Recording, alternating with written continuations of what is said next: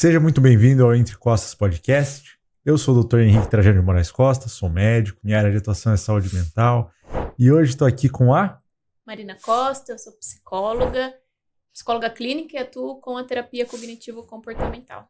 E também com o... Eu sou o Dr. Carlos Henrique Costa, sou pai da Marina e do Henrique, cardiologista, tenho formação em terapia cognitivo-comportamental, também sou médico do trabalho e hoje estou aqui como aprendiz de um tema complexo e eu quero aprender muito nesse podcast também. E hoje, então, a gente trouxe um filósofo para conversar um pouquinho mais, trazer um olhar diferente para a saúde mental. Talvez com mais perguntas do que respostas. Isso aí. E hoje a gente trouxe, então, o professor doutor Paulo Rafael para conversar. Tudo bom, Paulo? Tudo bem, muito obrigado aí pelo convite, né? O senhor falou um currículo, não acabava o currículo, né? Eu falei, ele vai falar que eu vou ensinar alguma coisa, né? Mas eu fico muito feliz de estar aqui com vocês, né? Nesse podcast, pra gente poder partilhar um pouco, né? Filosofia, ela já nasce mesmo como uma terapia de vida, ela nasce mesmo como uma preocupação também da saúde, né? Então, tem bastante relação também, né? Era a minha matéria preferida do colégio. Eu também gostava bastante. Eu considerei como faculdade, mas eu falei, não sei como profissão, não quero ser professora, vou para uma área diferente, mas que no fim da faculdade de psicologia tinha bastante também. Sim. A psicologia, ela nasce mesmo como uma grande influência da filosofia. Se a gente for pensar, o Freud, ele tem mais influência filosófica do que propriamente da medicina. No colégio eu tive Freud, a corrente filosófica de Freud. Uhum. Pensamento filosófico dele, né? Porque ele estudou bastante a parte da mitologia grega ali também. A gente percebe, inclusive, o mito mais famoso lá é a história do Édipo, né? Que não é um mito, mas enfim, é uma tragédia grega, né? Você percebe que ele pega aqueles elementos e vai trabalhando com a filosofia. E tem bastante gente que faz psicologia que gosta bastante de filosofia. Os alunos que eu dou aula também na psicologia, né? Os alunos, eles gostam bastante, assim, né? Mas as de base analítica, quase todos usam muito dos mitos e das tragédias, né? Então tem de Sísifo, também eles usam para falar da ansiedade, do Tita que Prometeus, né? O de Prometeus, Prometeus sim. também. Uhum. Tem o mito central, né? Que eles falam da psicanálise é o de Eros e Psique, né? De Eros e Psique, sim. É o mito central que gera a psicanálise. Mas ele usa tudo, né? Por exemplo, Freud tem muito essa dimensão dos opostos, né? Ele basicamente trabalha esses antagonismos, né? Vida e morte, então, Eros e Thanatos, né? Ou seja, a morte e o prazer, tudo está muito ligado. Então, ele tem sempre... A ideia dele é trabalhar esses contrários como se fossem forças meio que juntas, né? Mas ele tem bastante influência, então é bem interessante, assim. A filosofia, ela nasce, assim... É a mãe de todas as ciências. Então, tudo vai estar trabalhando, tudo vai estar sempre envolvendo. Então... E acho que foi na última sessão de terapia que tive com o Dr. Guilherme, com o meu terapeuta, e a gente tava falando exatamente disso, né? Que a filosofia hoje está tão introjetada na nossa cultura que, por exemplo, a filosofia cartesiana, né? A gente divide tudo tão certinho e não era assim. Antes de Descartes não era assim. A pessoa estudava Leonardo da Vinci, estudou tudo, né? Estudou anatomia, estudou física, engenharia. Sim. Todos os filósofos, se a gente for analisar, foi na modernidade que há uma divisão das ciências. A gente começa a perceber, assim, a história de departamentos. Mas, assim, ela nasce... Tudo era filosofia. A gente pegar, por exemplo, Newton, nesse período moderno, ele, quando escreve lá o livro onde vai falar sobre a questão da gravitação universal, todas as leis que ele formula, o nome do livro dele é Princípios Matemáticos da Filosofia da Natureza. Estava fazendo filosofia para ele. Era matemática, mas era filosofia. Então, tudo era filosofia, né? E tinha eles tinham a capacidade de perpassar por várias áreas. O que foi dividindo. Na modernidade começa, talvez também por um fato de que os departamentos nas universidades começam a ter conflito. Imagina, todo o departamento de filosofia, os professores falam de tudo.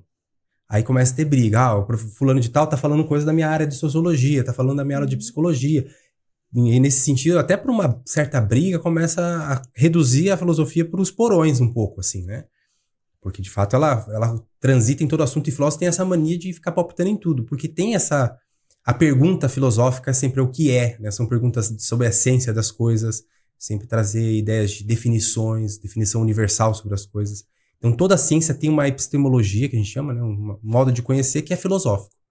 Então, toda a ciência tem uma filosofia por trás ali. E aí é capaz, essa capacidade de perpassar pelos assuntos acaba que foi dividindo. Então, assim, os departamentos lá foram dividindo e aí dividiu. Hoje em dia as pessoas não têm tanto conhecimento, né? Acho que a educação nossa tá bem fragmentada, se a gente for analisar, E né? até dividiu mente e corpo. É. Né? Uhum. E atualmente que a gente vem tentando juntar isso de novo, porque foi muito tempo. Inevitável. Ficou separado, mas é inevitável. Uma vez eu lembro até, inclusive eu sempre fiz esporte assim na vida, né? E aí eu machuquei o joelho, com 15 anos eu rompi já rompi uma parte do menisco ali, né? E fiquei muitos anos ali machucando muito, daí fui operar no Hospital das Clínicas, né? E aí eu lembro que eu tava lá no dia da operação, né? Tem aquela parte lá de você não pode comer nada, faz lá a tricotomia, descobri o nome lá, tricotomia, que é depilar, nome chique pra depilação, né?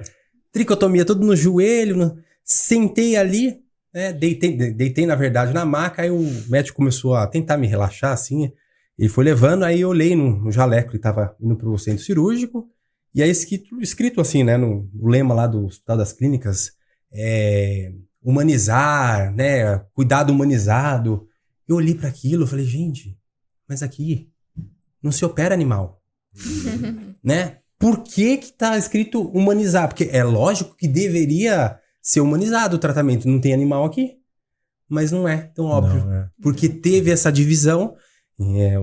Cada profissional começou a analisar, não senhor, porque o senhor cuida do coração é tudo, né? Pega de todas, mas alguns pegam lá um joelho, opera o joelho, opera a cabeça, opera, tudo divide opera a pessoa. E não vê o todo, não vê a pessoa, vê a parte.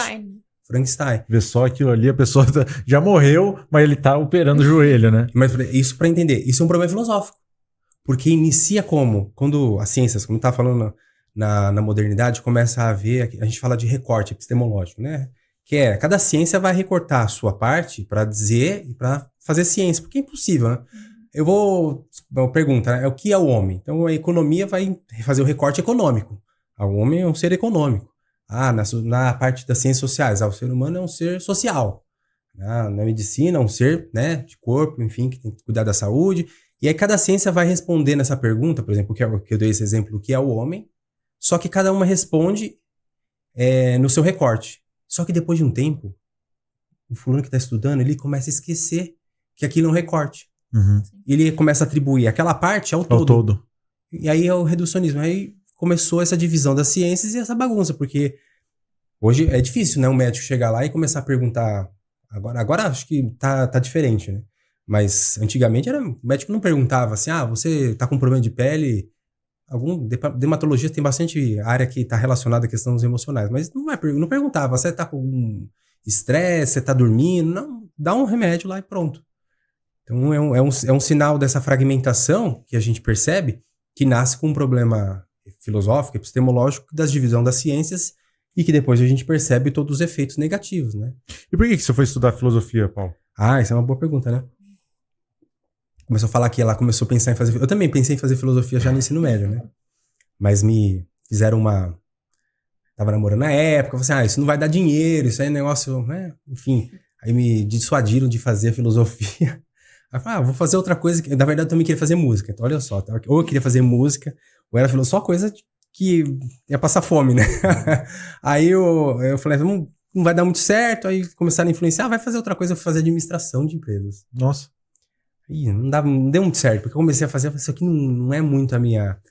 Assim, até que é interessante algumas coisas de administração, mas assim, não era muito realmente, né?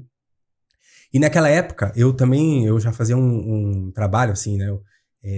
Enfim, só para entender o contexto, eu já estava fazendo um trabalho pastoral, assim, na igreja, então, né, sou católico, então fazia o trabalho com pessoas de rua, visitava irmãos de rua, fazia encontro de jovens, com jovens que estavam perdidos, né? E eu já tinha essa coisa muito forte, assim, que eu senti que eu tinha que fazer alguma coisa, né? E então, nesse processo, só pra ter uma ideia, eu lembro que muitas vezes eu ia na faculdade, mas no caminho da faculdade eu tinha vários irmãos de ruas, assim, e eu sempre parava, conversava com os irmãos, assim, conhecia, sabia o nome de todos os mendigos que estavam ali em torno da faculdade, eu parava, assim, pra conversar, conhecia o nome deles, e enfim. E depois eu comecei a sentir que eu tinha que fazer alguma coisa diferente, alguma coisa que tinha que ter um sentido. E aí pedi as contas do trabalho, saí da faculdade, deixei o namoro e fui fazer uma experiência missionária. Né? E é uma comunidade que fazia trabalho com pessoas de rua, jovens drogados, enfim, né? Então toda semana eu ia em presídio, ia na FEBEM, toda semana evangelizar lá, levava o violão, tocava, falava, anunciava, assim, né? Fazia trabalho na pastoral de rua, às vezes dormia na rua também, né? Muitas vezes eu dormir na rua era experiência interessante, porque era justamente para criar proximidade com as pessoas de rua, para tentar tirar eles. Tem muitas pessoas de rua que têm problemas psicológicos e psiquiátricos, né? É bem comum. Mas assim, comecei a fazer todo esse trabalho. A pergunta é por que eu fui fazer filosofia? Então eu queria, mas nesse processo lá, nessa comunidade que fazia o trabalho, né? Lá, então quando teve a opção para poder estudar, eu comecei a querer estudar, então eu comecei a estudar lá também, né? Filosofia, teologia, porque eu sempre gostei de estudar. Não tinha muito tempo para estudar, porque ficava trabalhando bastante. Mas assim, nas madrugadas, chegava de noite, assim, eu ia lá, sempre tava lendo, sempre tava... E aí, enfim, no meio desse trabalho eu comecei a estudar e depois eu consegui formar, porque eu fui viajando para vários lugares, né? Então eu morei em Minas Gerais, morei lá em Alfenas, eu era responsável de uma casa de recuperação. Aí depois eu fui pro Rio de Janeiro. No Rio de Janeiro fiquei lá duas regiões, regiões que eram tomadas pelo tráfico, né? Então tinha tiroteio, uma casa lá que a gente tinha, né? Na Zona Oeste, e era uma casa alta, tinha 3 andares, né? Só que o traficante morava em frente de casa. E aí, você imagina, toda vez que a gente tinha que sair, eles estavam lá sempre armados, né, com os fuzis. Tinha sempre um carro na frente, sempre um carro novo, cheio de dinheiro em cima do capô. Eles trocando droga o tempo todo. E o dia inteiro ficava tocando... tocava funk, isso aqui é engraçado. Era o dia inteiro funk e intercalava funk com música evangélica. E uma hora tava lá tocando funk pesadão, sabe? Tipo, do mais pornográfico possível. A faixa na sequência começava lá, né? Se o mar me submergir. Começava... Era a famosa aquela época música do Zaqueu lá, né? Como um Zaqueu. Tipo, era um negócio bizarro. Eu falei, gente do céu. E o pior de tudo, sabe o que era? Atrás do carro Deus é fiel. Tinha um adesivo, não Deus é fiel. Foi Deus que me deu. Deus que me deu. Eu falei assim, isso é um absurdo. E às vezes tinha o BOP entrava lá, enfim, e aí começava a ter tiroteio. E a gente tinha que deitar no chão. Porque a casa era alta. Então a casa era cheia de buraco de bala. Cheia de buraco de bala. Então a gente tinha que deitar no chão, começava a rezar lá, não sabia se ia sair. Então às vezes a gente ficava lá todo naquela... O que vai acontecer aqui? E uma vez eu lembro que eu tinha acabado de chegar, eu não conhecia muito. Aí eu fui saindo assim, né, do portão, olhei assim, tava meio vazio. Estranho, né? Pouca gente na rua. Aí uma vizinha na frente. Cuidado que tá tendo operação. Obrigado. Sabia que era operação. Fui andando, porque eu ia lá era um grupo de jovens, né, que a gente ia fazer com jovens lá. Fui andando, chegou na avenida principal, né, que chama Taquaral, vou dar o nome, daí quem conhece o Rio de Janeiro vai saber de onde eu tô falando, né. Assim, geralmente a Taquaral era uma bagunça de carro pra todo lado, moto com 5, 6 pessoas dentro. Assim, tô falando, não tinha lei, ninguém com capacete. Você chegava ali, você percebia que a polícia não entrava. Então, é um universo paralelo, totalmente sem lei. Você não tinha como comprar gás legalmente, o gás era do tráfico, o gatonete, tudo esse tipo de coisa. Fui chegando perto da paróquia ali, tá vazio, tá estranho isso aqui, cada vez mais perto. Daqui a pouco escutei uns barulhos. Quando eu olhei pra trás, o Caveirão. Que é um Caveirão, um carro forte, todo preto. Que tinha um buraco e ficava com o fuzil do lado de fora. Comecei a sair correndo, aí foi correndo, tinha uma mulher na minha frente, correu, ela entrou numa casa, nem sei de quem, ela entrou na casa de alguém lá. Só que na hora que eu cheguei atrás, fecharam a porta da casa. Nossa, fiquei do lado de fora. Desespero. Batendo assim, abre pra mim, abre. Aí tinha uma pessoa experiente, né, do meu lado, uma mulher assim, ela falou assim, vira de frente e mostra teu rosto. Porque eu tava agachado, né? Com medo, né? Vira, fica de pé, vira de frente, mostra seu rosto, senão eles vão atirar em você. Aí eu levantei assim, todo travado assim, aí vai mostrando, vai colocando a arma na sua cabeça, assim, né? Pra ver se você realmente é ou não do movimento, que eles chamam. E aí passou. Cheguei na igreja, claro que não tinha ninguém lá. Aí que eu descobri o que era o tal da operação. Operação, ninguém tá fazendo cirurgia aqui, né? Mas, então, aí, enfim, nesse meio desse processo, quando eu fui trabalhando, depois eu sempre também, na comunidade, eu trabalhei sempre com a formação, porque eu gostava muito de estudar. Então, eu comecei a dar aula, a gente chamava prefeito de estudos, né? Então, os jovens que entravam para ser missionários, eu fui formador. Então, eu organizava as formações, organizava os estudos, dava formações para eles. Então, porque tinha essa aptidão, né, de ensino. Então, a comunidade, aos poucos, foi me colocando. E depois, quando eu consegui acabar, né, a graduação, aí eu já quis fazer o mestrado, aí me liberaram. E aí, nessa época, enfim, que eu tava fazendo o mestrado, eu casei também, minha esposa também era missionária também na mesma comunidade, né? A gente era tudo... Se conheceu em 2003. Eu entrei na comunidade... Em 2003? No final de 2003 eu conheci a Natália, né? E a gente casou em 2015, né? Só que a gente ficou mais uns anos, mas quando a gente tava ali... Quando eu fui casando e fui discernindo, já começou a ficar um pouco... Eu falei, casado fica um pouco mais difícil de viver. Porque a gente vivia de doação, vivia de... A comunidade, assim, a gente fala, voto, pobreza, castidade e obediência. Castidade, enfim, todo cristão tem que viver, né? Mas no caso ali era a pobreza, você não tinha nada, você não tinha conta no seu nome, não ganhava dinheiro. E obediência que é o mais difícil. A gente manda, você vai pra Conchinchina, você pega suas malas e vai. Que é o voto de obediência, né? E aí foi aí que eu comecei a estudar, eu saí da comunidade e comecei já a dar aula. E aí eu já tinha feito mestrado em filosofia, já queria muito estudar, porque eu comecei a ver os problemas da sociedade, falei assim, a filosofia vai ajudar a conseguir entender os problemas, e eu comecei a querer dar aula. E aí eu comecei a falar, eu preciso de me especializar na filosofia. Foi aí que tinha... É relacionado a uma experiência da vida, e eu também comecei a perceber que tinha outros problemas que não era só aquele focado no imediato. Tinha outros problemas sociais, políticos, econômicos, geopolíticos que estavam por trás da decadência cultural, da sociedade no geral, a decadência religiosa, tudo. Falei, então eu comecei a perceber que eu precisava a filosofia ia me dar instrumentos para conseguir entender esses problemas e tentar combater de alguma maneira essa cultura de morte, toda essa movimentação que a gente consegue de autodestruição da cultura, né? E você não pensou em fazer seminário? Porque é uma vida bem parecida com a de um padre, Sim. Por exemplo. Na verdade, assim, a gente era missionário.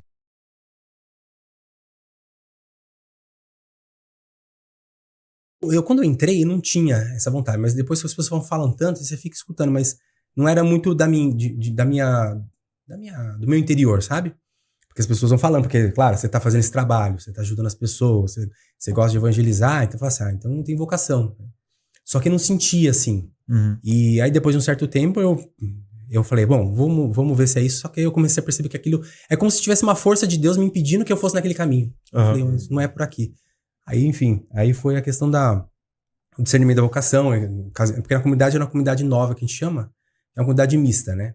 Tem casas distintas, mas a vida em comum, a evangelização é junto, homens e mulheres. É diferente de vida religiosa, né? Uhum. Onde é tudo separado. E aí, enfim, aí foi discernindo, a gente casou ali na comunidade, ela continua trabalhando bastante, porque ela faz muito acompanhamento, ela é psicóloga também, né? Acompanha bastante os missionários que estão lá, a gente tem bastante amizade, enfim. Mas eu comecei a sentir essa linha mais docente, e na comunidade não tinha muita abertura, era muito prático, era muito trabalho. Então, pelo fato de eu sentir mais essa parte de ensino, isso já também foi uma das coisas que eu comecei a discernir, que aqui não vai ter muito como fazer isso. Uhum. Então, foi um dos elementos também que compôs ali pra gente dar o passo. Mas Deus foi providente, porque você não tinha nada, você não tinha casa, você não tinha salário, você sai do jeito que você entrou, né? Entrei com 20, na verdade, do jeito que entrou não, porque eu ainda entrei, como Jesus fala no Evangelho, né? Vende tudo aos pobres e vem e segue-me. É isso aí que eu fiz. Peguei tudo que eu tinha ganhado, de todo o salário, dei lá pra comunidade. Você não tem mais nada. A partir dali você vive totalmente da providência. A comida que chegava era da providência. A roupa que chegava da providência. Providência que eu falo assim, providência divina, né? As pessoas vão doando. Você não escolhia. Você não pode pedir doação? Então, a gente pode até pedir, enfim, assim, para as pessoas ajudarem doação, mas você não pode pedir pessoalmente. Uhum. Eu estou precisando de uma camisa, estou precisando de um óculos. A gente não pedia, porque assim, era como o meu que, você filho, volte. Você tá vendo a providência? Deus sabe, Deus é pai, ele cuida de você. Uhum. Então, às vezes, eu estou precisando de um óculos. Eu rezava, ai Deus, precisando de um óculos. Tem um fulano lá que trabalha com óculos. Podia tocar no coração. Às vezes a pessoa, você tá precisando de trocar o óculos? Aí vinha e pedia pra trocar o teu óculos. Então, a gente percebia esse movimento da providência. Mas também é um exercício de obediência, né?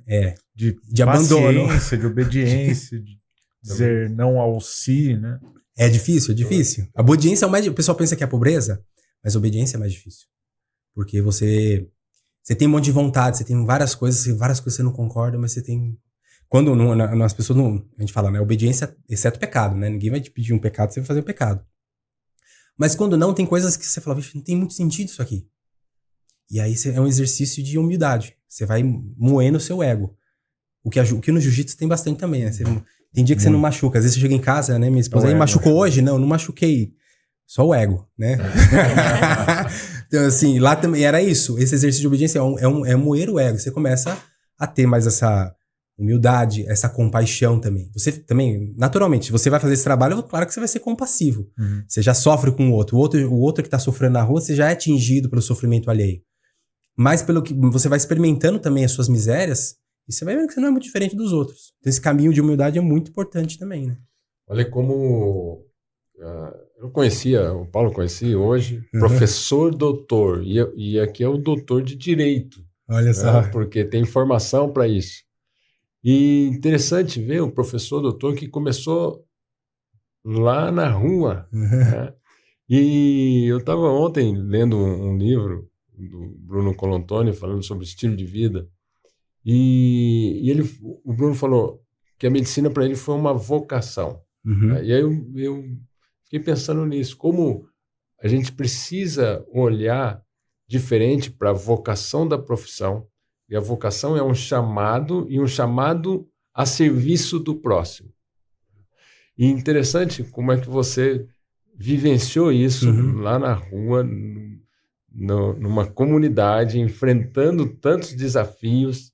E hoje é um professor que teve essa vivência e não tenho dúvida da formação especial que você traz para os seus alunos. Os alunos, né? sim. Como isso é importante.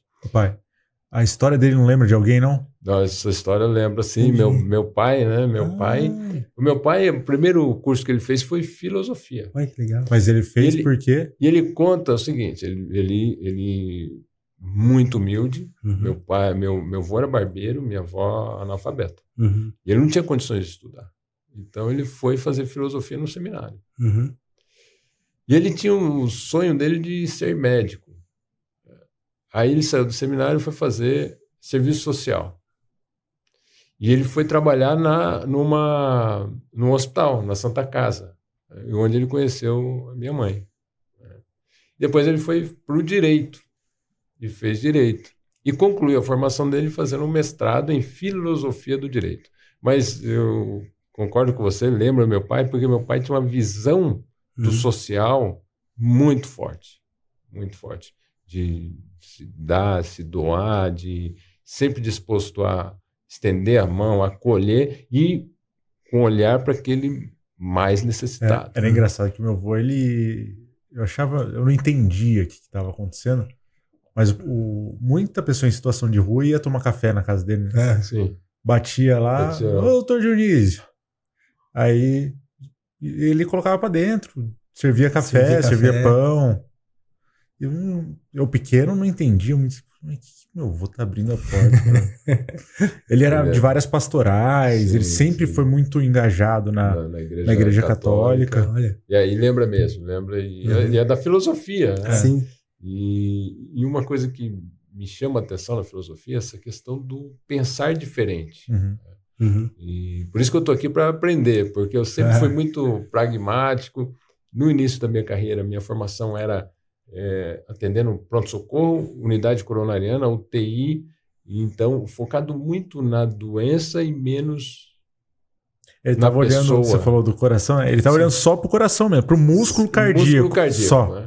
E aí eu recentemente fiz uma palestra, eu coloquei a minha foto recém-formado e uma foto atual. A foto do recém-formado, ele está com a expressão sisuda, e eu falei, olha, essa foto aqui provavelmente eu estava preocupado com o peso de ser médico, né, e cuidar de pessoas. E a foto de hoje eu estava sorrindo. Eu falei que a gente muda, e a barba branca já mostra os sinais do tempo, a gente muda por dentro e por fora. É importante como eu mudei essa visão, inclusive da medicina humanizada, que você comentei lá do Hospital das Clínicas. E como é importante a gente falar dessa medicina humanizada, porque nós estamos vivendo uma fase complicada, não só da medicina, mas da sociedade. Né? Nós estamos desumanizando a nossa sociedade, ao ponto de, muitas vezes, uma pessoa passar por necessidade e a gente mesmo não se dar conta disso, de passar por uma dor e a gente não estender a mão e não acolher. Então, acho que a gente precisa mesmo falar da humanização da medicina, da humanização da nossa sociedade. E a filosofia, ela ajuda a gente a pensar Sim. além do que a gente está vendo na sociedade. Porque as perguntas filosóficas, como elas são perguntas que trabalham as ideias, os conceitos que são muito universais, ajudam a gente a olhar de maneira mais o todo, né? Olhar o todo. A pergunta sempre por exemplo, a gente fala o que é o homem, né? Uma pergunta que é filosófica, e aí dependendo da resposta, que deveria ser uma resposta mais completa, vai ter todo um desenvolvimento posterior, né? E por essa preocupação social, isso também já está na filosofia, né? Os filósofos, eles tinham essa preocupação. A gente fala, Sócrates tinha muito isso. A gente fala que Sócrates ele foi o primeiro grande filósofo, tanto que a filosofia é dividida entre os pré-socráticos, que são antes de Sócrates, e depois a filosofia clássica, que é em Sócrates, Platão, Aristóteles, enfim, todos os outros movimentos filosóficos. E Sócrates, ele também tinha essa capacidade, porque ele não era uma pessoa só da teoria, porque as pessoas pensam muito isso. O filósofo é aquela pessoa meio desequilibrada, que fica olhando para, né, meio excêntrica, com a barba grande, que, né, cabelo meio despenteado, ceboso, enfim, fumando um charuto ou um cachimbo, e que fica falando coisas abstratas que não tem nada a ver com a vida, ou coisas complexas, ou é coisa de gente chata, ou fala demais. No meu caso, eu falo demais, mas assim, o Sócrates, ele foi soldado de guerra. A gente sabe que teve um período ali das guerras, né, Guerra de Potidaia, ele participou, então ele era um soldado. A mãe dele, ele fala que a mãe dele era parteira, né? E o pai provavelmente era escultor, pelo que diz. A princípio ele provavelmente foi um pouquinho para a linha da educação do pai, assim, queria ser escultor, mas não deu muito certo. E depois ele vai dizer que o trabalho dele era ser como a mãe dele, só que a mãe dele paria as pessoas, dava à luz, né? Só que ele falava assim, meu papel também é como o da minha mãe. Só que eu vou parir as pessoas para a luz das ideias. Da onde vem o termo grego maiêutica, que é o processo, inclusive, que o psicólogo aprende. Qual é? Maiêutica é você fazer as perguntas para retirar de dentro da pessoa os elementos que ela está trazendo. A maiêutica tem muito isso. Claro, tem todo o processo de você fazer as perguntas, né, a refutação, né, a ironia. Ele fingia que era ignorante, a pessoa dava corda, e depois a pessoa falava um monte de besteira, e ela refutava, e depois ele vinha, né, com conhecimento. Então tinha todo esse processo, que não era fácil, porque as pessoas ficavam bravas, que tinha que ter um pouquinho de humildade. Você dá corda e depois humilha, né? E ele foi pro soldado. Então diz na história que, por exemplo, ele estava durante a guerra, o Alcebiades, que foi depois um rapaz que ele era tipo um nobre, e ele tombou durante a guerra. Foi ali atingido. E a lei de guerra dizia o seguinte, se a pessoa que você está lutando no campo, se uma pessoa tomba e não consegue andar mais, você tinha que ir em frente. Né? Porque se você ficasse, era pior, você provavelmente ia ser atingido ou atingiria mais pessoas. E o Sócrates, ele pegou, não fez isso. Né? Foi lá e cobriu o corpo dele, para ninguém ver. E aí depois ele voltou lá e trouxe o Alcebiades de volta. E só que no final das contas, o Alcebiades, como ele foi atingido, né, em guerra, geralmente, até hoje tem isso. A pessoa que por exemplo, ela toma um tiro, é machucada durante a guerra, ele ganha um tipo de aposentadoria. Ele sobe de grau, um tipo de... ganha uma medalha. E ele não quis levar nenhum tipo de mérito, né? E o Alcebiades levou todo o mérito. E o Alcebiades depois conta essa história. Se não fosse por causa dele, eu não estaria aqui hoje. Depois o Alcebiades foi um dos que começou até a governar um pouco lá Atenas. E também dizendo a história que, inclusive, durante a guerra mesmo, ele era um soldado de alto valor, mais forte do que todos. E aí uma história interessante. Durante uma noite, todo mundo estava cansado, todo mundo foi dormir. Só que ficou o Sócrates lá, de pé. E aí o pessoal olhando de longe, falou, o que ele está fazendo?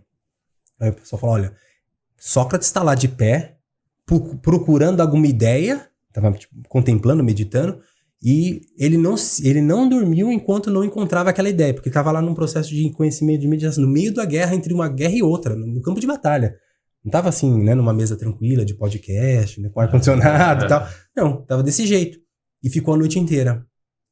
Quando da manhã acordou, o pessoal viu que ele estava de pé ainda, olhou para ele, falou que ele fez uma oração, e depois colocou a roupa e foi pro campo de batalha. Ficou durante a noite inteira contemplando e meditando.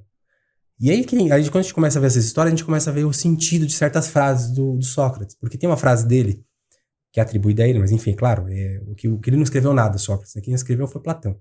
E tá na Apologia de Sócrates, que é um livro onde ele faz a defesa dele, que o Platão diz o seguinte, ele estava fazendo uma defesa porque ele foi acusado de corromper a juventude, introduzir novos deuses, de idolatria, era do contraditório as acusações. E no momento que ele está se acusando, ele fala uma frase que é muito famosa dele, que é: uma vida não examinada não vale a pena ser vivida. A tradução mais direta seria essa. A gente traduz como uma vida não refletida. O exame no sentido de fazer uma reflexão, fazer um exame profundo. Então, uma vida não refletida não vale a pena ser vivida. A gente escuta a frase, interessante, só que o contexto que tá, ele estava um pouquinho antes de ser condenado à morte. E no dia seguinte ele morreu. E ele está dizendo assim, olha, a reflexão, essa ideia de você meditar, não é uma coisa assim, sem sentido, ou só para algumas pessoas. Não, a vida humana ela é assim. O ser humano é um ser racional. Quanto mais ele se torna... A racionalidade também é uma virtude que você precisa de cultivar, porque senão a gente fica muito impulsivo, né? Na psicologia trabalha muito, a pessoa fica completamente dominada pelas emoções, desordenado nas suas paixões. Então, dominado por... Platão fala da tripartição da alma, né? Tem 3 partes da alma. A parte do razão, a parte seria dos sentimentos e a parte que é a parte do... da ação? Do alimento, né? Da procriação, que a gente chama... Em latim, né? Ficou como parte nutritiva, né? Em grego, o nome certo é logistikon, de logos, né? A parte timoides, timos, que é tipo, temor, raiva, né? Ódio, sentimentos, que é no peito. Timos, né? E a parte epitimetikon, que é o baixo ventre. Praticamente, baixo ventre, então, parte da procriação e da alimentação, parte nutritiva. Pegava, então, era físico mesmo. 3 partes da alma, só que ele falava que essas 3 partes, elas tinham uma ordem, que era a razão tinha que estar em primeiro lugar. A razão deve ordenar os sentimentos. Se você fica com raiva, tudo bem, ficar com raiva, ok. Todo mundo fica com raiva. Mas dar um soco na cara de outra pessoa é uma outra coisa completamente diferente. Eu tô triste. Ok, você tá triste. Mas você vai trabalhar, você ficar com cara de triste pros outros ficar com dó de você, também não tem sentido. Ninguém é obrigado a ficar vendo a sua cara de morto-vivo. Porque o rosto é o outro que vê. Então você tem que ter um pouquinho de autodomínio e saber lidar com isso. Não se trata de você esconder suas emoções, mas você saber lidar, que tem momentos que você precisa de saber lidar.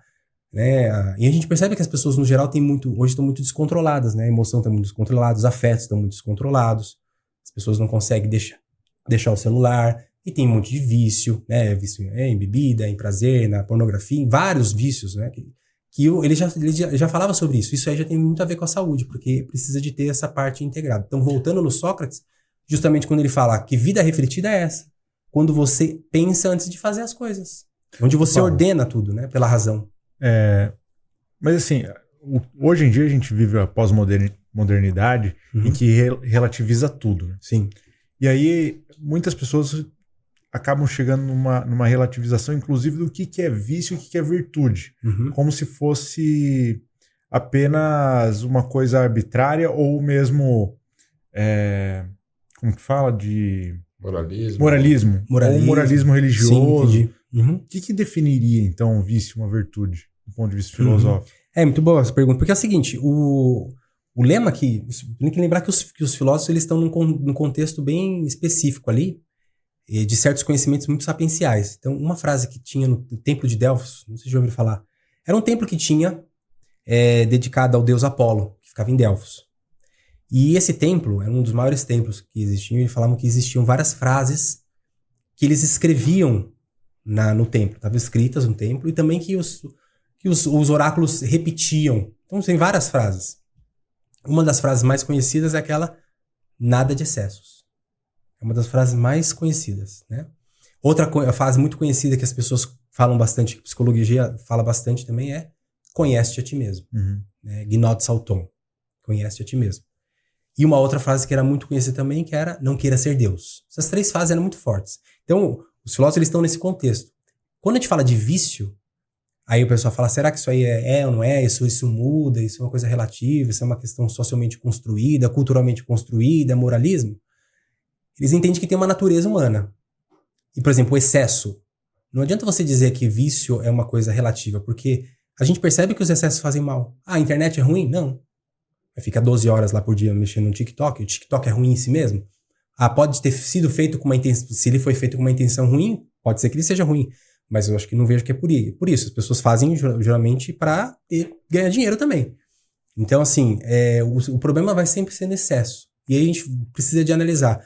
Então, o que é excesso e o que vai fazendo mal para o ser humano? Então, quando eles vão fazer a análise das virtudes, Sócrates ele começa a entender que a virtude é a escolha pelo bem. Quando a pessoa não escolhe bem, ela é ignorante. É por isso que ele tem a história do mito da caverna.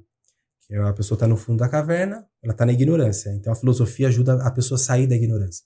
Porque ela começa a ter o conhecimento racional, ela sai daquela opinião, da aparência. Na verdade, essa reflexão é muito profunda porque mostra que a vida não é só uma dimensão material. Porque a caverna representa o mundo material. O mito da caverna foi o que me fez me apaixonar pela filosofia. Então, que a pessoa está na ilusão dos prazeres, da vida externa, das honras, das riquezas, das coisas materiais. Só que aí a pessoa chega e tá olhando ali, e uma hora ele olha pro lado. Ele tá acorrentado, mas é interessante no mito, fala que eles estão acorrentados pelas mãos. Mas a cabeça não estava acorrentada. Eles não eram obrigados a ficar olhando fixamente para a parede, porque tem as imagens que eram projetadas, né? Só que uma hora ele olha pro lado. Ele olha pro lado, ele vê outra coisa e começa a achar estranho, porque aquilo que estava sendo projetado estava estranho. Ele se liberta. Quando ele vai subir, ele vai chegando perto, né? Primeiro ele vai ficar meio cegado, porque a luz do sol ele nunca viu. Então tá na caverna há muitos anos. Então aí fala que no começo, para a pessoa, primeiro ela tem que despertar do sono dos prazeres, da ilusão, do mundo, que é da falsidade do mundo. E ele vai só ser liberto por causa da reflexão, da filosofia, desse processo do raciocínio para se libertar dos prazeres. Ele, na hora de subir, é difícil, tem que subir. Você vê, a metáfora de subir também é um exercício. Não é fácil sair da ignorância. Não é fácil você sair dos vícios. Não é fácil sair dessa vida de prisão. Porque é uma prisão, só que é uma prisão que você se colocou. Porque o problema é esse. A pessoa se coloca nesse estado de prisão. E aí, quando ele vai chegando perto da luz, fica meio cego, vai se acostumando. Quando ele olha fora, ele vê que aquele mundo era real e que tudo lá embaixo era cópia. Que ele está falando assim, o mundo das ideias e o mundo sensível. O mundo sensível e o mundo intelectivo. Esse mundo aqui é cópia desse. Então, Platão está jogando nesse sentido. Então, a pessoa só sai do vício, sai dessas paixões desordenadas por causa do conhecimento filosófico, por causa dessa libertação. Quando chega em Aristóteles, ele vai dar uma definição mais clara do que é vício e do que é virtude. Então, basicamente é isso. A virtude tem as virtudes morais, que são a virtude está no meio. Já ouviu essa frase?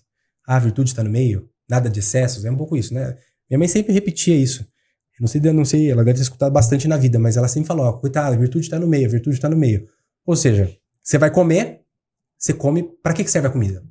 A pergunta é o porquê. Você está usando a razão para tentar entender o sentido da alimentação. Qual é o sentido? Alimenta para quê? Nos nutrir. Nutrir. Se você comer demais, nutre demais. Vai fazer mal. Se você comer de menos, também. Vai ficar desnutrido. Então aí já percebeu a ideia do meio termo? Meio termo. Caminho do meio. O meio termo é isso. Se você comer demais, vai fazer mal. Se você comer de menos, vai também fazer mal. Então, o que é o vício? O vício existe por excesso ou por falta, deficiência. A virtude está sempre no meio. Só que a virtude ela é pessoal. Porque cada um precisa de comer de um tanto. A quantidade de comida que você come não é a mesma quantidade que eu como. Se eu comer a mesma que a sua, provavelmente vai fazer bem para mim. O que é meio termo para mim não é o meio termo para você. Porque aí que entra, a virtude ela é individualizada e também ela exige o raciocínio. Lembra que eu falei lá? Uma vida não refletida não vale a pena ser vivida. Então você precisa de refletir até na hora de você comer. Uhum.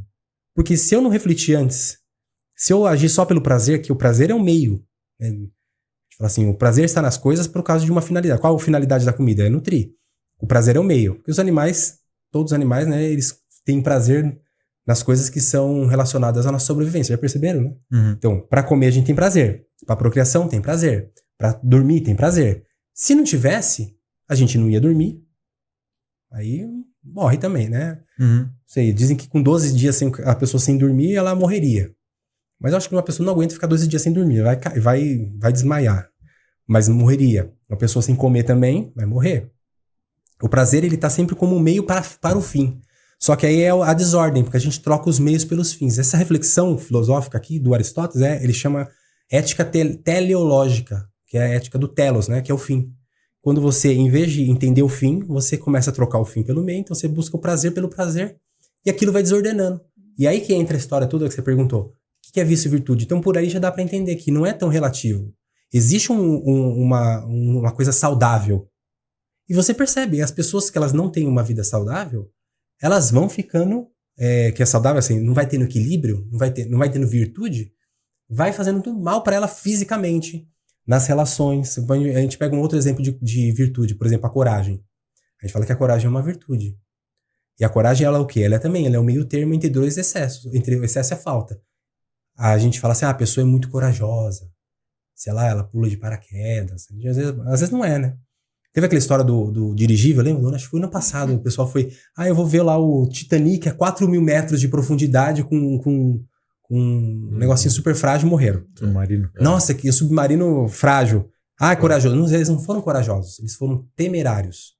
Temerário é quando a pessoa se coloca num risco desnecessário.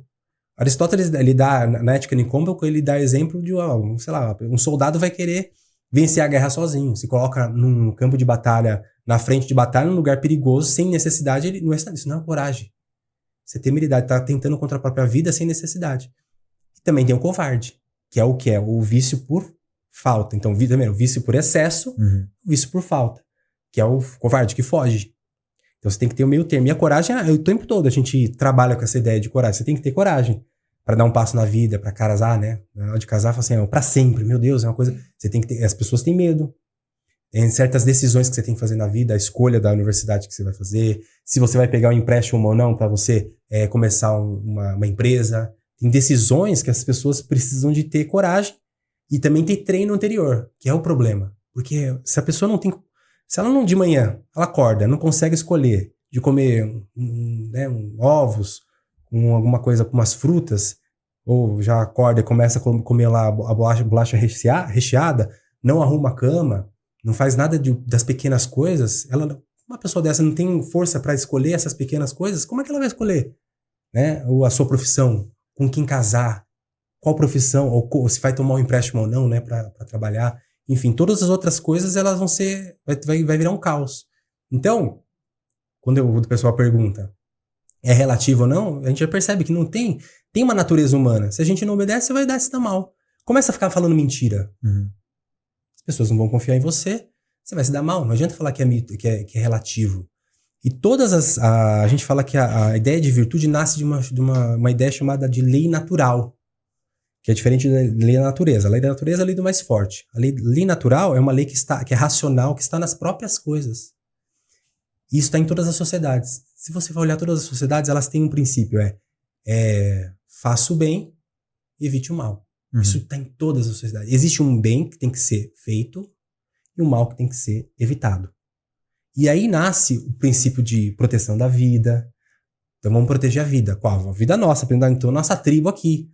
Então, as pessoas, se alguém vem aqui matar a gente vai se defender. Aí, legítima defesa, já entra aí. Vamos cuidar dos que são mais velhos, vamos cuidar... Aí começa... O primeiro princípio da lei natural é essa, né? Faça o bem, evite o mal, e depois vai vir o princípio do cuidado com a vida, e que vai se espalhando todos os outros, até as leis jurídicas, se a gente for analisar, por mais que de leis de trânsito é para proteger a vida. Farol vermelho, farol verde. As pessoas já não percebem mais, porque parece que está muito distante. Mas o princípio que está regendo ali é a ideia de proteção da vida. A gente faz essa lei para proteger a vida. Então, a gente percebe que não é tão relativo como as pessoas. Tem algumas nuances que vão acontecendo, mas ela não é que é relativo. Porque se for relativo, significa que não tem uma natureza humana específica. Nós somos seres humanos. Nós temos coisas que fazem bem e fazem mal para esse ser humano. A nível físico, a nível psicológico e a nível espiritual. Se você não obedece essas leis universais, começa a prejudicar. A pessoa vai se dar mal. A pessoa que ela não tem temperança. Só fica vivendo aí, querendo pegar a mulher de todo mundo. O que acontece como acontecia antigamente quando não tinha delegacia, polícia? O rapaz fica pegando a mulher, tentando pegar a mulher de todo mundo naquela vila. Matava. Entendeu? Não tinha que falar. Chegava um cara que era, sei lá, um psicopata. Como é que eles resolviam? Tá matando a gente para se proteger? Matava. Então a gente começa a perceber que tem certas certas maneiras de ser que elas não são coisas que são socialmente construídas. São princípios intrínsecos ao ser humano. E isso é difícil de falar hoje. Quando você fala isso, as pessoas vão falar, não, isso é tudo... Os alunos, enfim, quando a gente vai dar aula, os alunos sempre têm essa ideia. Não, professor, mas isso é social. Semana passada teve até tendo um pouco essa discussão, assim, né? Enfim, aí a gente tava falando sobre o amor, né? Falando do aula de teologia, tava falando para os alunos sobre o que é o amor. Falando do mais essencial, né? Do mais importante. E aí a gente entrou no assunto do homem. Hoje falam que o homem tem que proteger, tem que dar segurança, tem que prover. Mas isso é uma questão toda socialmente construída. Os alunos sempre ainda nessa história. Eu falo assim, olha, pessoal, vamos lá, vamos voltar um pouquinho na história, né? A mulher tem filho. Acaba de ter o nenê. Ela não tem condições nenhuma de ir atrás da caça. Ela não pode deixar a criança em momento algum, porque senão a criança morre e ela morre. Ela está muito fragilizada. Então, assim, durante alguns primeiros meses, é lógico que o homem vai ter que sair para caçar, para prover. É lógico que a mulher vai precisar da segurança. E é lógico que o homem vai ter que ter essa proteção, vai ter que dar proteção. Então, não é uma coisa assim sócio-construída, porque isso existiu por uma questão biológica que imprime um modo de ser. Né? E depois tem a gente chama de arquétipos. A gente vai pegar num esquema mais junguiano. As mulheres, elas buscavam sempre o quê? Homens que têm o mínimo de condições de dar segurança. Ele sabe trabalhar? Mas qual que é os valores que você quer numa pessoa para casar? Pergunta pra uma mulher. Vai querer um cara que trabalha. Por que uma pessoa que trabalha? Porque ela sabe que alguém vai ter que prover. Você vai ter filho, alguém vai ter que estar provendo. E aí eu falei isso pros alunos. Vocês não falam, né? Aí eles tentavam refutar. Eu falei assim, pessoal, não tem como. Isso aí é assim... Mudou por causa da pílula aí, agora a gente pode achar que vai mudar um monte de coisa porque a pílula, a mulher não vai engravidar necessariamente por causa da relação. Então, não necessariamente ela vai precisar, né, de ter o homem, enfim. Mas essas coisas não mudam, né? Estão presentes ali e o social, ele se funda em cima da natureza. Não existe um social que é da minha cabeça e os valores, eles são sociais também, eles estão em torno da preservação da vida, né? Eu achei interessante o que você falou sobre o excesso e a falta. E o exemplo da comida é muito bom. Eu falo isso com os meus pacientes. Para começar a ter uma alimentação mais consciente, eu falo, o objetivo da alimentação é te nutrir. Então, o que você está pondo para dentro? E na psicologia e na psiquiatria, se a gente olha, o excesso é uma compulsão alimentar. A falta é uma anorexia. E o desequilíbrio, razão e emoção é um comer emocional. Então eu vou colocar na comida as minhas emoções. Então é um exemplo muito bom. Eu tô aqui quietinha, absorvendo tudo. Não, pode... Então eu tenho uma pergunta, eu acho que é um diálogo bem legal entre psicologia e filosofia, um ponto que você abordou no início, mais na sua história, que é sobre vocação.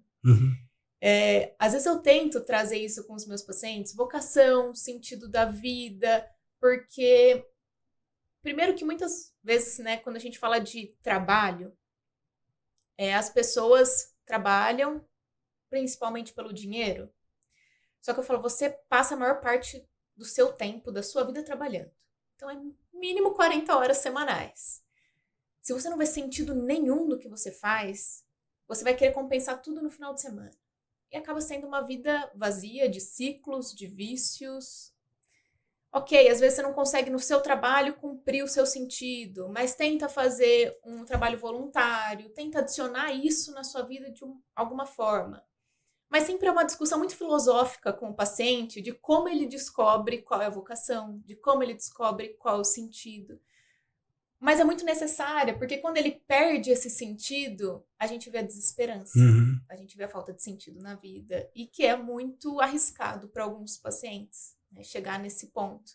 Então, eu queria conversar um pouco, bater essa bola aí sobre isso. Não, isso é muito interessante. Essa dimensão do sentido é uma... já estava também, como falou, os filósofos gregos, eles tocavam em todos os assuntos, né?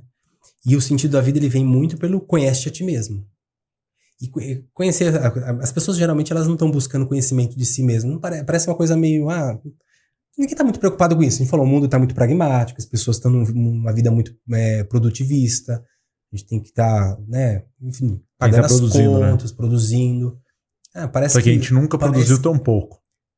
Ficou o tempo todo no celular, não Agora, você não tá agora o produzindo. negócio tá feio, né? E por causa disso aí também. Só que na cabeça, né, na mentalidade, tem que estar produzindo, tem que estar sendo Produzindo. útil. E as pessoas perguntam, né? Você vê como é que tá? Parece que na correria. Às vezes nem tá, né? Ai, na correria. Porque estar na correria é sinônimo de ser virtuoso, porque ser produtivo é o fim último da vida humana. Só que a gente vai ficar velho e depois a gente não vai produzir. E quando a gente também era criança, não produz. Se a vida fosse só isso, a gente ia ter que começar a descartar as crianças e os idosos, né? Mas enfim, voltando à questão, essa ideia de sentido, ela nasce muito... Primeiro, a pessoa precisa de ter esse espaço de silêncio que hoje as pessoas... Aqui a sociedade está adoecendo. As pessoas não se silenciam, não tem silêncio. As pessoas estão adoecendo porque também elas se comparam muito com os outros. Tem uma falta de autoestima e uma comparação muito grande. Isso também faz as pessoas adoecerem bastante. Essa desordem que a gente falou de trocar os pés pelas mãos, das emoções, razão, elas não são tão racionais, as pessoas... Porque ser racional é um exercício que você tem que fazer de se tornar mais racional. Porque a gente, às vezes, não é tão racional mesmo. A gente explode, a gente estoura, a gente tem que ter paciência. Não é fácil você ter autodomínio, enfim. E aí, esse conhecimento de si, a pessoa precisa de olhar pra dentro, ter essa paciência e começar a ver o que tá dentro de si. Isso já tem muita coisa que as pessoas percebem, né? Assim, pra escolher a profissão, você precisa de olhar pra si. O que eu gosto, o que eu não gosto. Às vezes mais por causa do que eu não gosto. O que eu não gosto? Então eu vou por eliminação, eu não vou gostando. Então, esse processo começa por aí. Então as pessoas, às vezes, elas escolhem certas coisas, mas elas não levam em consideração, não pesam certos elementos que são importantes. Então vai para um lado muitas vezes mais materialista, enfim. Isso é recorrente. Como eu falei, eu fazia administração porque estavam falando para fazer. Então, saí para fazer uma outra coisa completa. Que eu sentia, falei assim, siga a sua paixão. Eu amava muito a Deus, queria cuidar dos outros, larguei tudo, sem futuro. Falei assim, vai ser o que da minha vida, né? Segui minha paixão, segui o que estava dentro de mim. Só que isso fez com que eu encontrasse minha esposa, fez com que eu entendesse melhor o que eu gostava, o que eu não gostava. Passei por várias experiências e me trouxe, consegui estudar, fazer a universidade, fazer o doutorado. Eu repeti a primeira série. Eu já estava condenado a minha vida acadêmica, ela começou mal no primeiro ano, né? Então você imagina, pensa bem, eu achei que eu era burro que nunca mais ia aprender nada. E aí eu cheguei e consegui fazer o doutorado, pra você vai entender, né? A gente, claro que não foi tão simples assim, né? No meio do caminho a gente passou por várias. Eu não gostava de estudar, eu não tinha dificuldade de aprender, era uma pessoa muito dispersa. Então, nunca, alguém que olhasse para quando eu era muito pequeno, não ia olhar e falar assim, vai ser professor, tem essa capacidade, nada disso, era completamente o contrário. Só que eu comecei a despertar quando eu fiz a experiência inclusive com Deus. Foi ali que eu comecei a mudar o olhar sobre mim. É como se assim, eu faço a experiência ali, você se enxerga como menos, você não se enxerga, você não tem valor, você se enxerga pelos olhos dos outros, que eu falei da comparação. Só quando eu fiz a experiência pessoal ali com Deus, eu falei, Deus me ama do jeito que eu sou, e eu comecei a mudar o meu olhar sobre mim, e comecei a me ver diferente. E eu comecei a também ter uma vida interior, eu comecei a fazer oração, comecei a meditar, e isso foi me transformando, eu comecei a estudar, comecei a ler, não conseguia ler uma página, mas eu comecei a ler depois. Isso eu fui despertando para a vida intelectual justamente nesse período, com 15 anos de idade, eu tô contando, quando aconteceu isso. Né? Esse é o processo do conhece-te a ti mesmo, que no fundo você tem várias paixões, você não procrastinava, enfim, não conseguia, não estudava, não fazia nada, gostava de ficar ali. Eu lembro que eu estudava 5 minutos ali, e aí eu olhava a bola do lado, olhava o quintal, começava a jogar, eu não conseguia estudar. Eu repeti a primeira série, né? O médico já deve estar olhando a psiquiatra. Será que ele deve ter alguma coisa? Então, eu tenho TDAH. Olha TDAH. Só que aí... Eu fui no psiquiatra quando eu era pequeno, o médico falou, vai fazer exercício. Então, eu comecei a fazer um monte de exercício com 3 anos de idade. Faz natação, faz vôlei, canoagem, judô. Não tem esporte fazer porque é pra acalmar. Porque não era diferente o diagnóstico naquela época, né? E esse TDAH aí que todo mundo... Ela tinha mesmo, né? Não é que não tinha, eu tinha. Percebe, quando tem TDAH, as pessoas que estão em volta não entendem. Comportamento perigoso, subir nas coisas, quebrar, falta de... Tem várias impulsividades que um TDAH tem. A baixa estima também é uma coisa que tem bastante, enfim. Só que esse processo eu fui com uma coisa incrível. Eu já estava novo, só que imagina, eu comecei a rezar, fazer silêncio, fazer meditação. Eu ia na igreja, ficava 1 hora em silêncio lá, sem ler nada. Ficava lá, fazendo adoração, 1 hora em silêncio. Uma coisa que é impensável, uma pessoa de 16, 17 anos fazendo esse tipo de coisa. Só que aí que você vai entrando ali, vai entrando questões, você vai dando espaço para certas questões, você vai deixando... E vai vindo tuas trevas, né? Vai vindo o teu caos, porque o problema do silêncio é esse, você vai vendo coisas que não estão boas em você. Só que isso foi moldando, né? As paixões que estavam desordenadas, eu comecei a ordenar aos poucos. Comecei a ajudar mais em casa, não fazia nada em casa. Depois comecei a lavar banheiro, comecei a lavar louça, comecei a arrumar a cama, arrumar as coisas aos poucos. Fui me interessando, como eu falei, comecei a olhar pra fora de mim, porque você fica egocêntrico, né? Imagina, ao ponto de eu começar a olhar pra uma pessoa de rua, sentir compaixão, querer ajudar. E aí você começa nesse processo. E isso tudo é junto. Então a vida intelectual, a vida espiritual, essa doação começa a se despertar. E aí eu como eu falei, siga a sua paixão. Eu falo muito isso. Como é que eu encontro a vocação? Siga a sua paixão. Percebe o que você tem de habilidades, de dons. Então você vai começando a moldar. Só que aí chega uma hora que você começa a olhar e você começa a perceber, tem uma coisa específica aqui. Eu quero levar para as pessoas vida. Eu quero despertar as pessoas para uma vida interior. Então você falou até antes de a gente começar, a gente falar, vou falar alguma coisa de Santo Agostinho, né? Se vai dar tempo. Eu nem tô olhando o horário, né? Daqui a pouco a gente tá 3 horas da manhã. Tranquilo. Falou de Santo Agostinho. Santo Agostinho tem muito isso. Não sabe a vida de Santo Agostinho, né? Ele foi professor de retórica. Na verdade, assim, ele, jovem, ele teve uma educação boa, uma educação clássica, que a gente chama, né? Na época, lá no século IV, V, né? E fez retórica, que é a arte de falar bem. E aí depois ele foi dar aula de retórica em Milão. Ele era africano, né? Mas norte da África, né? Onde hoje é a Argélia. Ele era de lá, Tagaste. Pegou o barco, foi para Milão. E aí começou a dar aula, ficou desanimado com os alunos não prestavam atenção na aula. Não é de hoje, né? Não é de aula. É difícil os alunos, né? Professor de retórica, né? Da arte de falar bem. Aí chega lá, os alunos não querem... Né? Ele ficou meio frustrado. Ele entrou numa seita maniqueísta, que é uma seita basicamente que fala que o bem e o mal são princípios que estão opostos, mas são amplamente materiais também. Que era o problema do mal, assim, que é como se fosse duas substâncias. É uma substância do mal, substância do bem, que estava meio em um certo antagonismo, mas elas eram quase que comungavam dessa ideia, porque era uma coisa meio oriental também, aquela coisa meio yin-yang também, de certa maneira tem um pouco essa ideia. Só que ele não tinha questões que ele não sabia resolver, foi falar com um dos mestres lá dessa religião, lá o Fausto, quando ele fala lá, ele fez pergunta, ele não soube responder, o chefão lá. Ele ficou desanimado. Isso aqui não é pra mim. Ele estava lendo um livro de um filósofo que é o Cícero, um livro chamado Hortênsios. E nesse livro, quando ele estava lendo, o Cícero fala o seguinte, olha, você que gosta de retórica e acha que retórica é o suprassumo de tudo, você não sabe nada. Quando você lê e conhecer a filosofia, você vai ver que a filosofia é o suprassumo de tudo. Eu falei, eu quero conhecer esse negócio de filosofia, então. Ele era professor de retórica, lendo o livro de Hortênsios. Esse livro Hortênsios a gente nem sabe, ele se perdeu. Não existe hoje. Não existe. Tem alguns fragmentos, talvez, que as pessoas procuram ali, né? Mas não existe. E aí ele começou, então, a estudar filosofia. Aí foi um primeiro momento que Santo Agostinho... Retórica e falar bem, é coisa externa, você percebe? Uma coisa que está muito ligada a uma estética. E aí, com a filosofia, ele começou a sair do externo e ir para o interior. E aí, nesse processo de interioridade, é o neoplatonismo que ele começou a ter o contato, que é um Platão modificado com a ideia de se unir ao uno. E aí ele foi nesse processo, aí ele, enfim, a mãe dele era cristã, enfim, era batizada, o pai dele não. A mãe dele insistia para ele ser batizado, ele não gostava, achava que Bíblia era assunto da conversa da carochinha, porque ele falava que era mal escrita.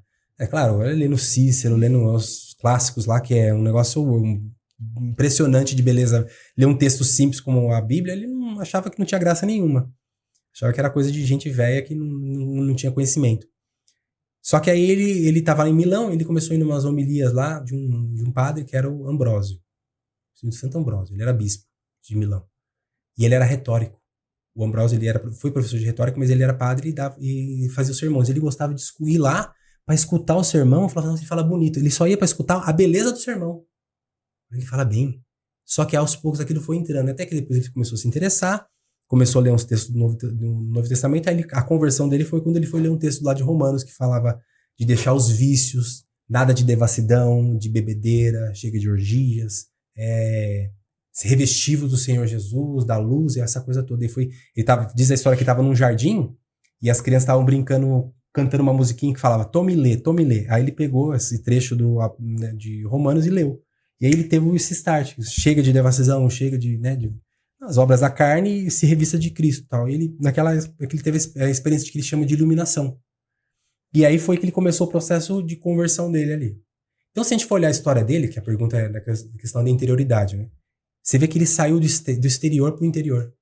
Era retórica, falava bem, né? Externo. Filosofia, começou a jornada para o interior.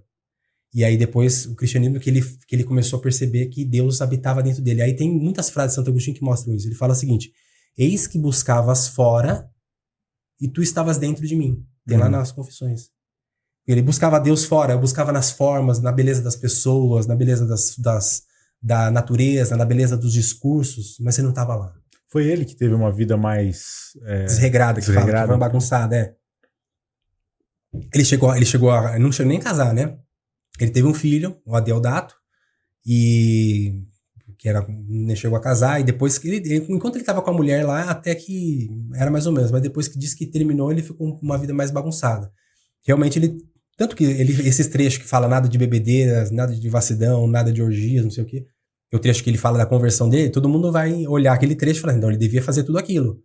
Não necessariamente, alguma coisa, porque depois nas Confissões, que é o livro mais conhecido dele, que ele escreve as confissões, ele vai confessando a Deus os pecados dele, né? Muito bonito. E ele vai falando disso, que ele estava buscando Deus fora, e ele percebeu que Deus habitava no íntimo dele. E que ele começou a entender que ele precisava de fazer uma jornada ao interior, que é essa pergunta da vocação ainda, né? Dentro da gente habita Deus, a gente fala assim, né? Dentro da sua verdade, só que você tem que ter coragem. Você vai ter as suas sombras, você vai ter várias coisas, você não tem que ter coragem de entrar dentro de si. E tem uma outra frase muito bonita dele, que ele fala, né, em latim bonito, eu gastar o latim, né, falando pra gastar o doutor, vou gastar o latim. É o interior íntimo meu et superior sumo meu. A frase dele que tá lá no livro 3:6. Livro 3, capítulo 6, fala esse trecho, que é o interior íntimo meu, que é no mais íntimo do meu íntimo, né? Tu és mais íntimo do que o meu próprio íntimo. E tu és mais superior, mais elevado, mais transcendente do que eu tenho de que mais transcendente e mais alto em mim. O que ele está querendo dizer? Quando eu entro dentro de mim, a experiência de interioridade, eu descubro que tem alguém que é mais íntimo que a minha própria intimidade, que é Deus. Só que quando ele percebe que Deus está no íntimo dele, ele percebe que ao mesmo tempo ele não é Deus. E Deus não é algo da posse dele. Ele percebe que Deus é transcendente a ele mesmo. Ou seja, Deus é superior e muito mais alto e mais elevado que ele. Então, basicamente, ele está unindo a ideia de que Deus... existia uma ideia muito grande de que Deus era um ser transcendente totalmente fora do ser humano.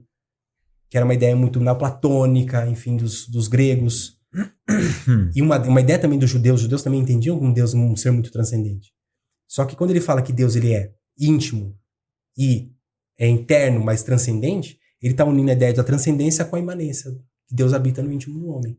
Nesse processo, eu falo assim, é aí que a gente descobre para que a gente está aqui. O sentido da vida. Eu estou falando no sentido bem teológico, né? Sim.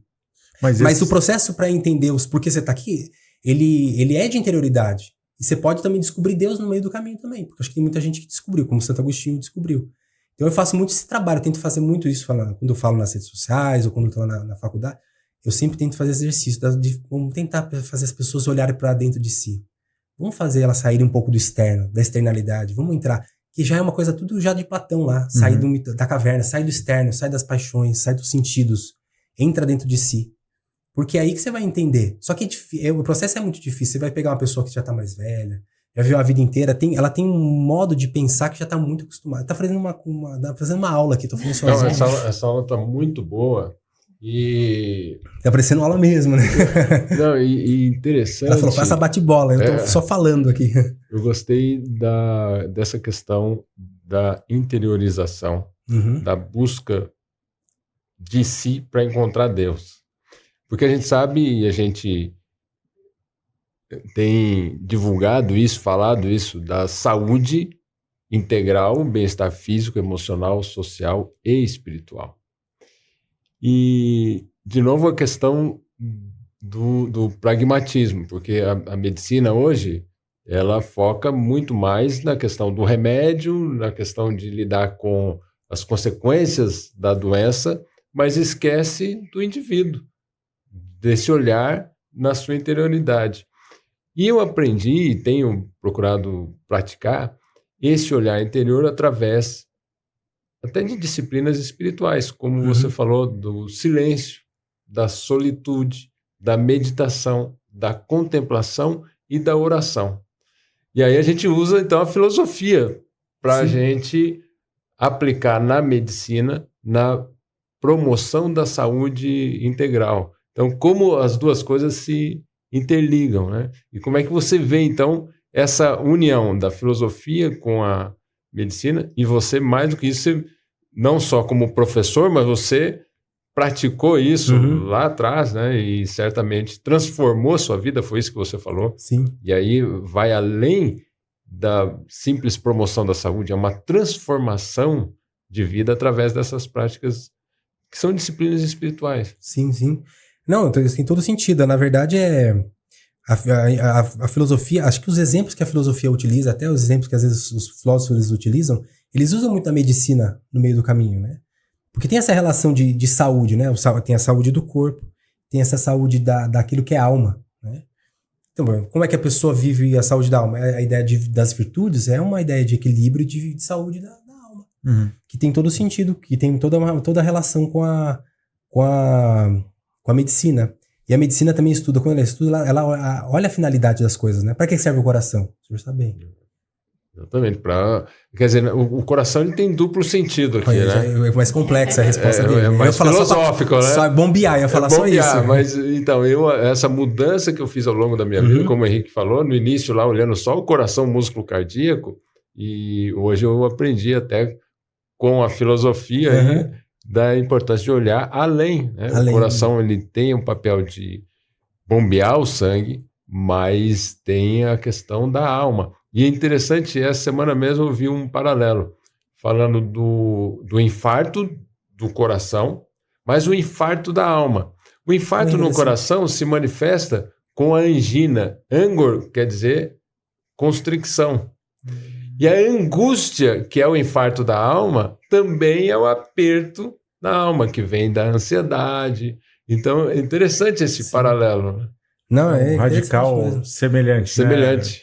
Né? Angústia é interessante mesmo. A gente usa muito essa metáfora do coração, né? Mas você até acabou de falar de Platão, que colocava na região É porque você sente, né? Quando você tá angustiado com medo, alguma coisa dá, né? Dá um... coração. Aquela ideia psicossomática, que depois Freud vai falar, enfim, os outros psicólogos vão falar. Tem uma relação de corpo e alma que você percebe. A pessoa fica nervosa. Sei lá, dá uma diarreia, né? Sei lá. Eu lembro que a primeira... Eu fiz programa de TV lá eu também não essa parte eu não contei, mas quando tava no Rio de Janeiro, fiz muita coisa na vida. Eu tava no Rio de Janeiro e fazia programa de TV lá. Programa de TV não, programa de rádio. Então eu ia toda semana na rádio. Só que as primeiras vezes, eu sentava na bancada pra começar o programa de rádio, assim, gente, dava aquela dor de barriga. Tinha que correr pro banheiro rapidinho. Que era o quê? O corpo tá sentindo o medo, ele dá um efeito físico. Então a gente sabe que tem uma relação totalmente, né? Tem uma relação entre físico e corpo que é bem dessa maneira. E essa angústia tem muito a ver com isso. A gente sabe disso. Hoje as pessoas elas estão cada vez mais tendo consciência que precisa de ver o todo, né? Eu fico pensando assim, como eu falo, eu faço trabalho de mentoria, né? E aí, essas pessoas têm certos problemas, você fala, gente, aqui tem muita coisa que precisa ser resolvida, tem uma parte médica, só que muita coisa para resolver. Você não vai conseguir... O médico ele tem que olhar, a pessoa tá com um problema de ansiedade, né?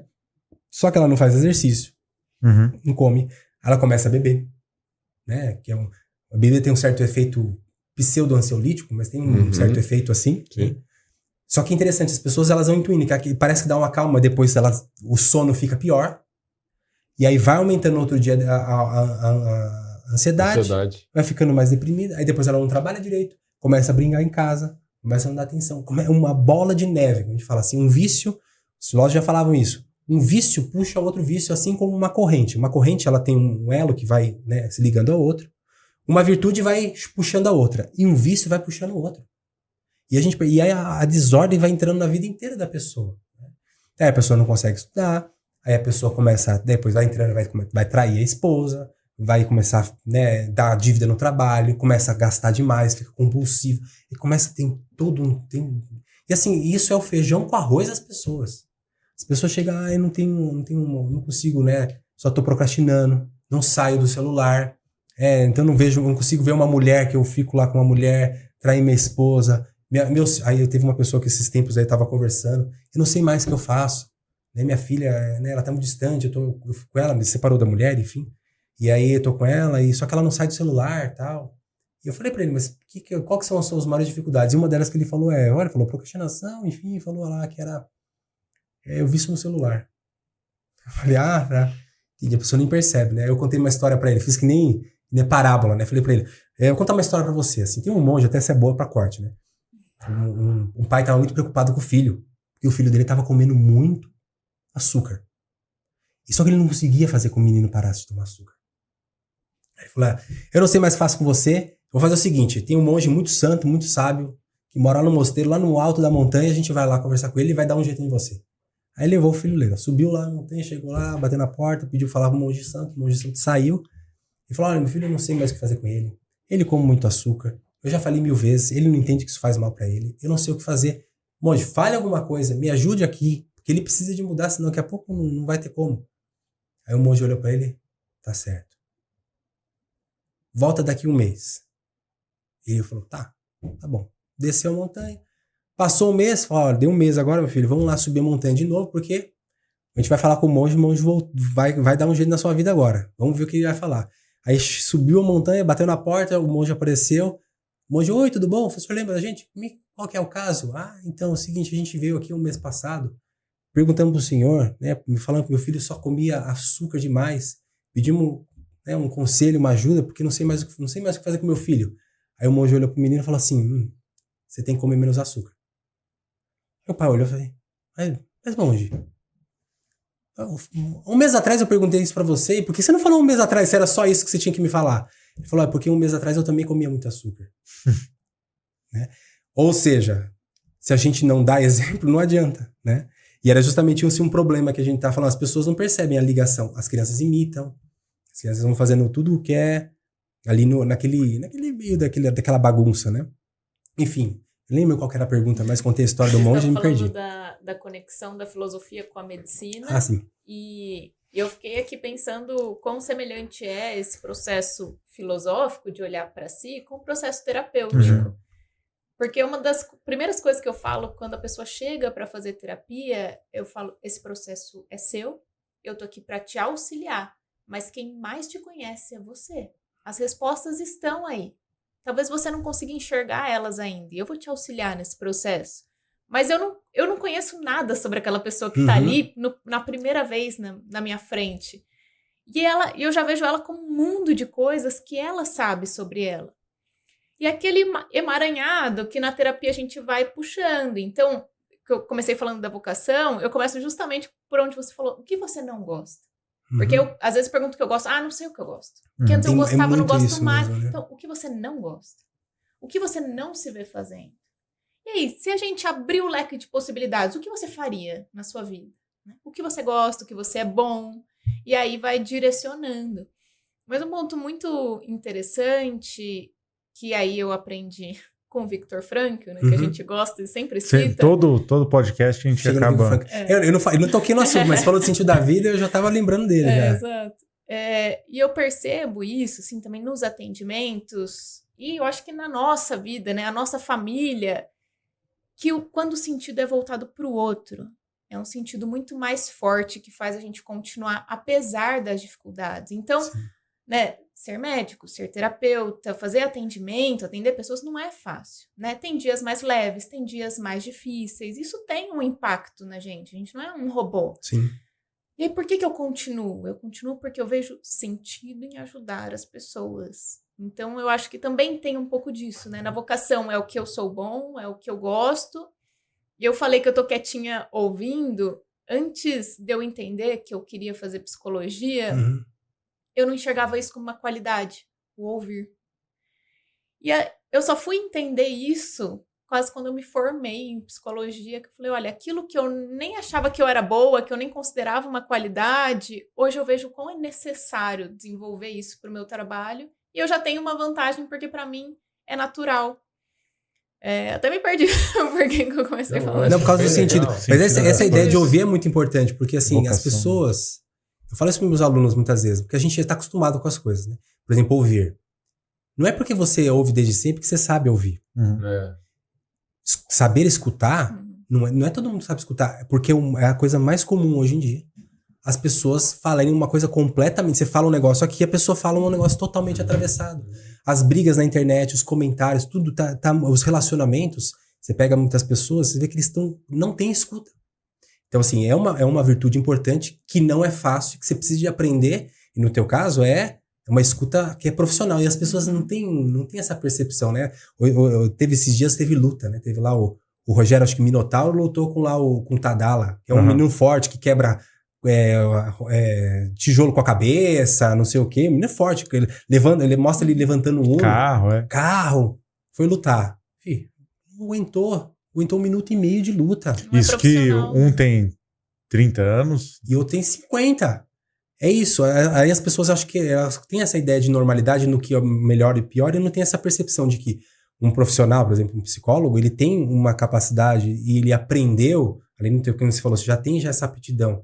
É uma escuta completamente profunda, porque você não escuta ali de uma maneira passiva, que aí por isso que cansa também, né? Deu um trabalho, né? É uma escuta profunda. Escutativa, né? É uma escuta que você também pega e você tem que ordenar a bagunça interior do outro.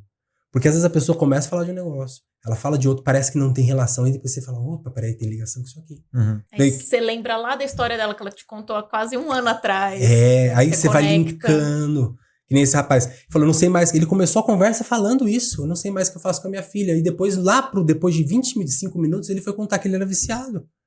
E ele não percebeu. Não tinha percepção de que ele tinha acabado de dizer que a filha dele simplesmente está fazendo o que ele faz. Né? Mas é isso, essa escuta profunda, esse dar sentido, esse falar do Viktor Frankl, tem muito a gente percebe que as pessoas têm esse drama, né?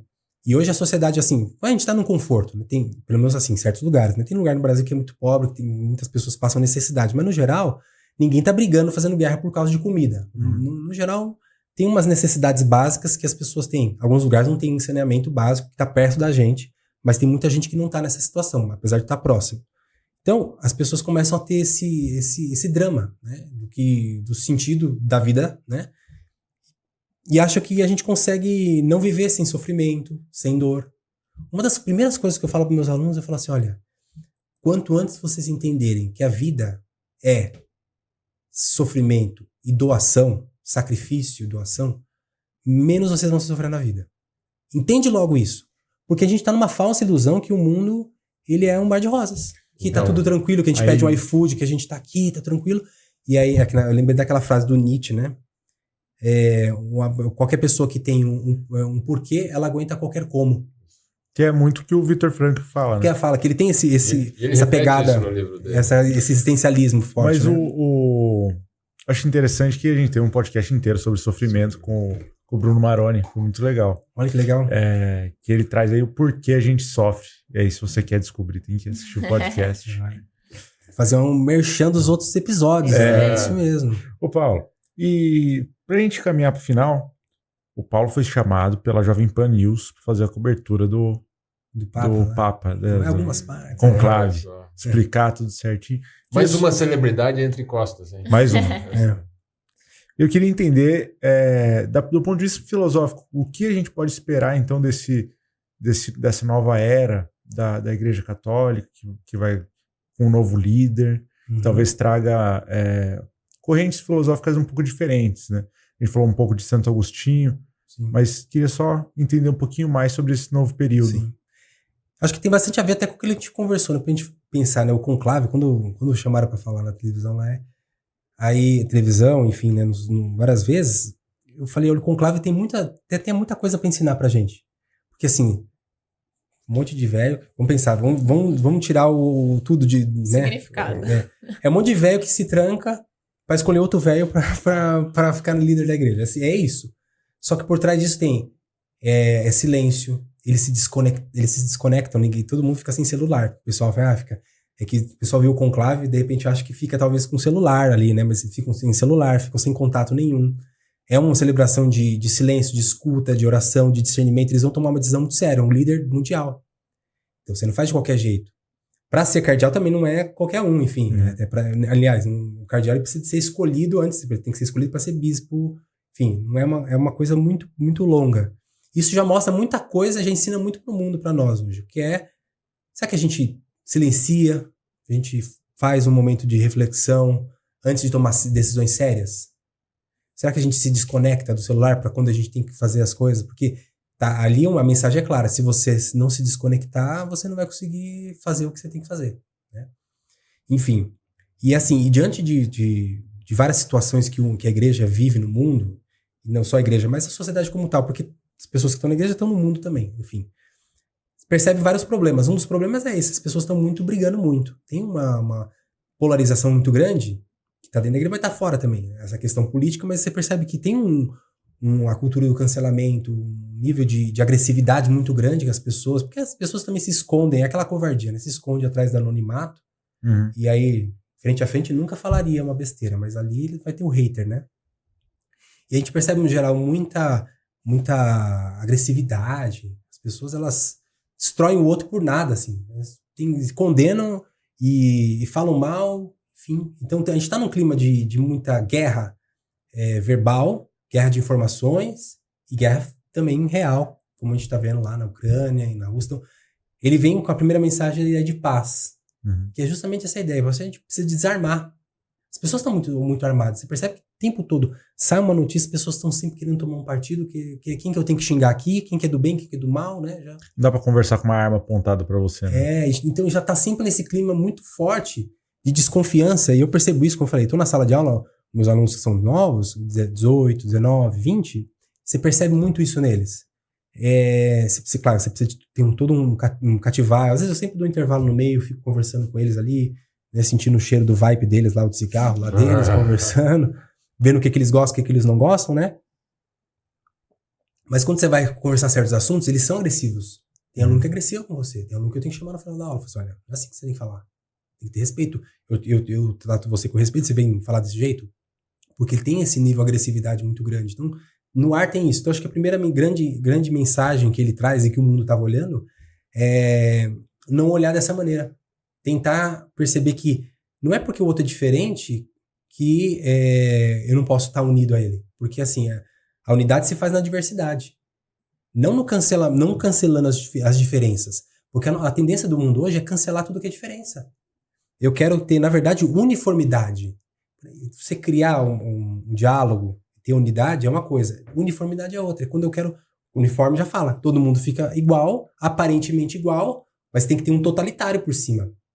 Que tem que ditar o que é o certo e errado daquela maneira de pensar. Então, esse é o grande perigo. Quando o mundo a gente percebe que vai numa direção de uniformidade, está na direção de um totalitarismo.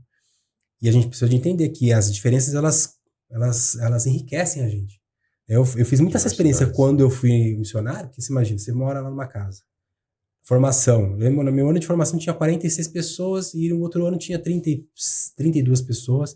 Então, no primeiro ano tinha 70, 80, 100 pessoas numa casa de formação. 100 pessoas de lugares do mundo inteiro, né? Do Brasil inteiro, completamente diferente. No outro ano também mais um monte. Então, você sempre convive com pessoas diferentes, você vai começando a perceber que é muito diferente. A educação é muito diferente. Você casa, você percebe isso claramente também. Unicamente, você percebe como é diferente. Como vocês vão educar, tudo é muito diferente. Então, essa primeira mensagem, eu acho que de unidade, na diversidade, acho que é a primeira grande mensagem que ele traz. Quando ele fala de Agostinho, o que eu gosto bastante de Agostinho, porque você percebe essa dimensão muito teocêntrica de Agostinho, né? Santo Agostinho, quando ele fala muito, ele é um filósofo, mas ele fala de filosofia e teologia, muitas coisas muito relacionadas umas com as outras. Então, quem tem uma noção de Santo Agostinho, quando ele nas falas dele, você vai percebendo que ele vai colocando muito desses elementos, inclusive falando para dentro e falando para fora. Esses dias o pessoal começou teve uma polêmica. Primeiro você tem que ver o contexto. Ele estava falando para os diplomatas do Vaticano. E ele falou que um dos elementos que a diplomacia vaticana tem que fazer é sustentar os elementos que são primordiais para a sociedade ser uma sociedade harmônica e de justiça, que é incentivar a família, que é constituída por homem e mulher. Ele falou que família é homem e mulher. Gente, todo mundo que está vivo veio de homem e mulher. Não tem outro jeito de nascer, não é? Então, por quê? Essa tendência ideológica de enxergar, não é porque ele está falando que família é homem e mulher que ele está excluindo o resto. Não, ele está falando o seguinte, é assim que você vê a vida, e é só que você tem que proteger isso. Porque a família é anterior ao Estado. Ele falou isso, quer dizer o seguinte, o Estado ele reconhece a família porque ela é o núcleo mais básico da família. Se ele não proteger a família, não tem nem Estado depois para cuidar de nada, porque você tem que proteger esse núcleo primeiro. Porque a sociedade ela se funda em cima da família, primeiro núcleo mais básico. E não tem outro jeito de ter família, de ter gente nascendo, a não ser homem e mulher. Essa coisa é óbvia, não tá excluindo ninguém, tá falando só uma coisa óbvia. E já virou um pouco assim, pessoal, tudo vira muito polêmico, já vira essa coisa, né? Mas assim, essa é uma mensagem muito, muito importante que ele traz. A gente tá num período de guerra e um outro elemento que ele escolheu esse nome Leão XIV por causa de Leão XIII. Leão XIII foi um papa de 100 anos atrás que estava no período da Revolução Industrial. Foi o primeiro papa que escreveu uma carta, uma encíclica, que chama sobre questões sociais, né, sobre o trabalho, porque naquela época a situação dos trabalhadores era muito explorada, não tinha leis trabalhistas, nada disso. Criança, trabalhando. Ficavam 18 horas ali, enfim, então a quantidade de gente que morria, né, o pessoal não tinha nada, não tinha como fazer greve, não tinha nada disso, né, e inclusive, né, quando tinha que fazer uma coisa, eles tinham que quebrar as máquinas, a gente sabe dessa história, né. Aliás, até é engraçado, sabe de onde vem o termo sabotagem? No meio da história, me lembra voltar. Sabe de onde vem sabotagem? Sabotagem é uma palavra que vem do francês, né? Que é o seguinte, quando as pessoas não estavam aguentando mais trabalhar, ficavam 18 horas trabalhando nas máquinas, as pessoas, antigamente, as indústrias eram muito quentes, porque trabalhava com vapor, trabalhava com carvão, era muito quente. Então eram várias... o chão era tudo de ferro, né? Placas de ferro. Só que as pessoas pisarem, elas não conseguiam usar qualquer calçado que derretia. Então elas tinham que, quando elas entraram nas empresas, elas colocavam, tinham que pegar um tamanco de madeira. Esse tamanco de madeira. Então cada um tinha o seu tamanco de madeira e aí andava na fábrica com um tamanco de madeira para não queimar o pé. Só que aí acontecia o seguinte, depois que as pessoas trabalhavam muito, o que acontece? Elas pegavam, não queriam trabalhar mais, não tinha como ficar, estavam exaustas, elas jogavam os tamancos dentro das engrenagens das máquinas. E a máquina quebrava. Aí o cara entrava na máquina, demorava uma semana para consertar, os caras ficavam todo mundo sem trabalhar, tirava uma férias ali. Quando o cara conseguia resolver o problema, tinha o que dentro? Um tamanco. E tamanco em francês é sabote. Da onde vem o termo? Sabotagem. Jogava o tamanco na máquina. É sabotagem. Lembrou também, cara. O entrecostas também é cultura. Voltando no assunto, então, que era do Leão XIV. Ele escolheu por causa disso, dessa situação.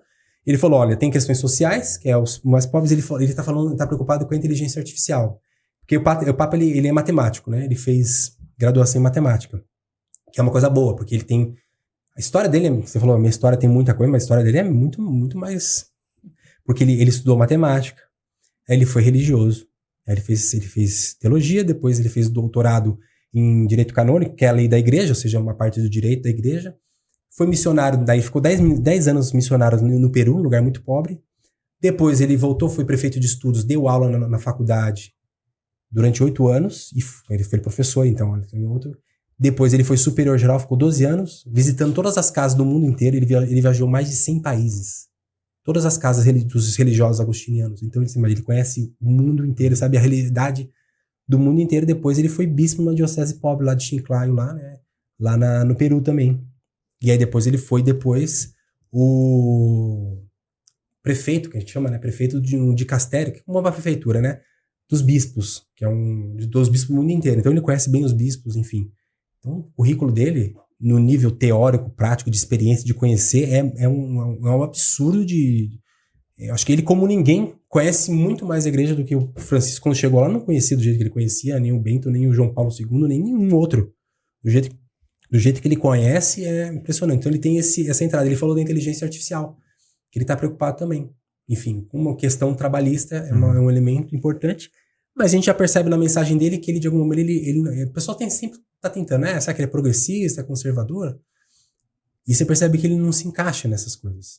E ao mesmo tempo ele sabe, ele entende essas questões e ele não fica tomando um certo partido para um lado e para o outro, porque ele está tentando trazer as pessoas para a unidade.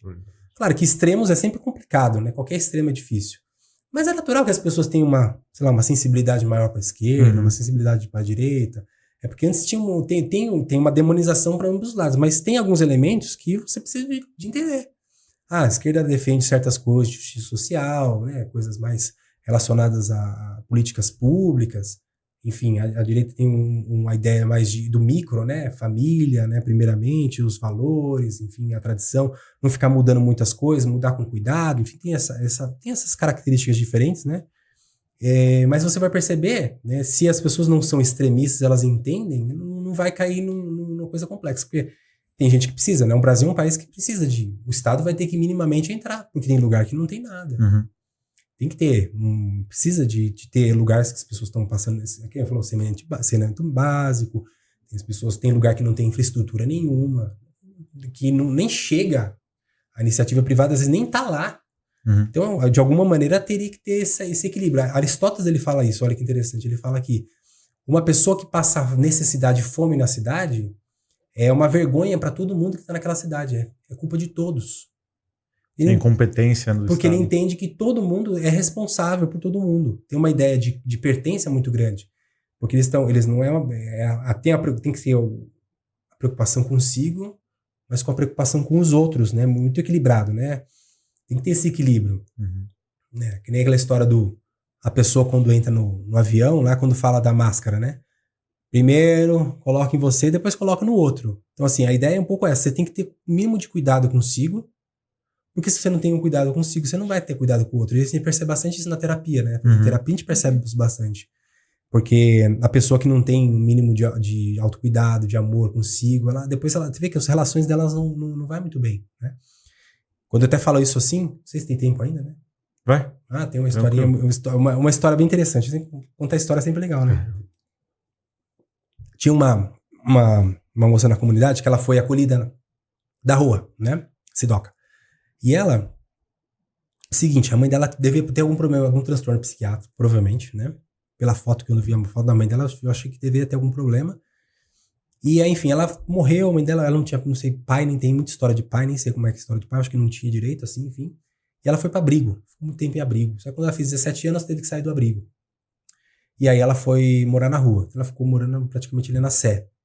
Teve contato com cola, aí ficou em contato com tráfico, enfim, né? Foi parar, inclusive até FEBEM, se não me engano, teve alguma coisa desse tipo, né?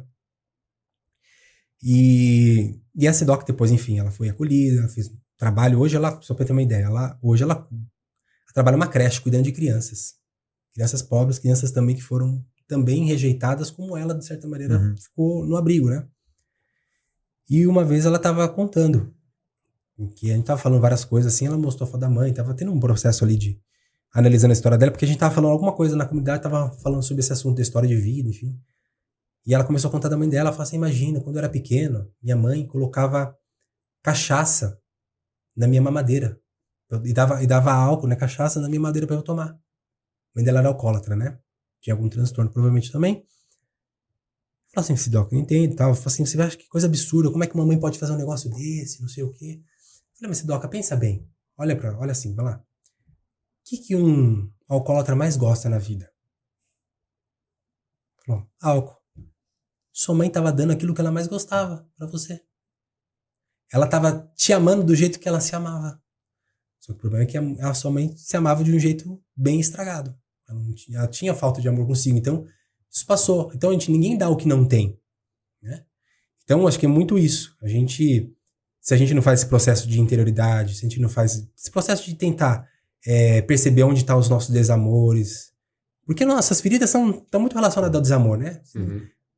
Eu sempre faço para os alunos, pense em alguém que te magoou na tua história, na tua vida. Lembrou? Pensou?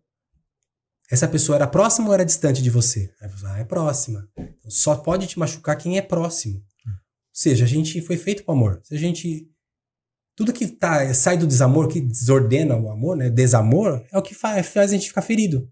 E aí vai precisar de terapia, vai precisar de cura. Terapia é isso, né? A palavra grega, terapia significa cura. Apesar que tem psicologia que fala que não tem cura, né?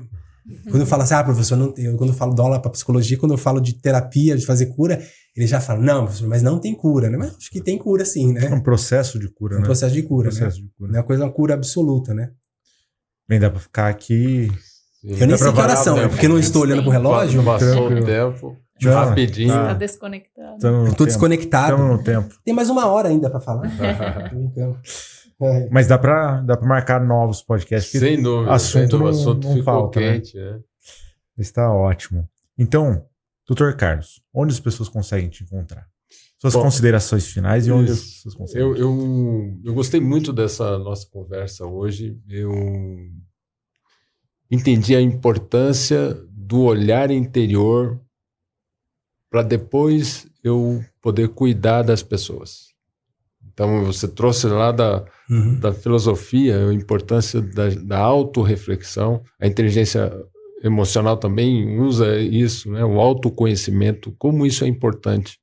E como é importante a gente também olhar para o alto, olhar para dentro, para poder oferecer o amor que vem de Deus, que passa por nós, e a essência do cuidado e do amor ao próximo. Então, essa é a minha consideração final. E as pessoas podem me encontrar no Instagram, Facebook, YouTube, Dr. Carlos Henrique Costa, e na Clínica Semos, em Campo Limpo Paulista, na Clínica Amorata, aqui em Jundiaí.